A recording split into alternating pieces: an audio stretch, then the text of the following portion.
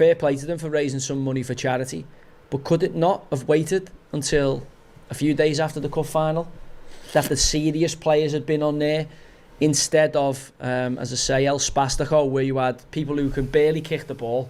Yeah, I know the big YouTubers, you know, I know they've got a big social media presence, and I know they have raised a lot of money for charity. I'll have to question mark that, because I had a look at it. Children in Need, who, you know, get a lot of money raised for them whenever they're on the BBC, and they have that big build-up. And then there's two other charities there, and they just smell a bit fishy to me. It looks like overheads will be massive. Obviously, all the lads will have to be paid for and fed and watered for the few days they're there. But it looks like a massive money washing exercise. This It actually stinks of it when I look at it. But look, I'm trying to phrase this the best I can. I do take my hat off to them. Look, they're a load of nerds and virgins, aren't they? These are people who are big on YouTube, big on Twitch, which are, you know, I'm not really sure about, who get other people to watch them playing video games. So there's a lot of young impressionable kids out there, and I only know about this game because it came across my radar because my kids were going on about it.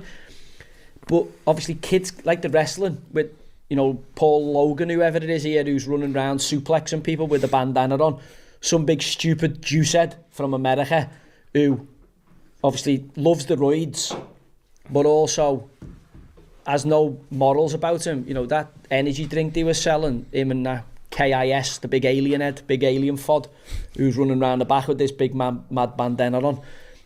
They were selling that drink that the kids went wild for, and then wasn't there loads of class action lawsuits against them? There was a class action lawsuit against them for saying it was full of shite. Saying it, I don't know how it got on, like, but it definitely was at some scandal over it, like, yeah. But it's. We're saying this now because we've got El Spastico on. We're watching the highlights from it. I think it finished 13-14. As I say, it can't be the week before the final. It just, you know, you've got imbeciles suplexing people on the pitch. You've got some fella with a bandana on here who's about 35 stone on the top half and about 4 stone. He's like an egg on legs. I thought it was a brown version of Humpty Dumpty running around with a bandana on. I think his name's Chunks or Chunks. Yeah, something like that. Chunks. He's got them pigeon knocking knees, hasn't he? But again, lad, he falls over on the turf. That's a bobble on the pitch that Mo Salah doesn't need, or Isaac doesn't need next Saturday, because he's a big heavy treader, him. Yeah, but as you said, if it was a week after or a few days after, no one's asked.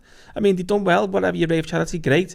It's just that it's a week before the first major cup final of the proper football for me. Come on, like, who are they literally? Like, they've got massive following. Like, they're a strange breed. Like, bear in mind, if you had no internet connection,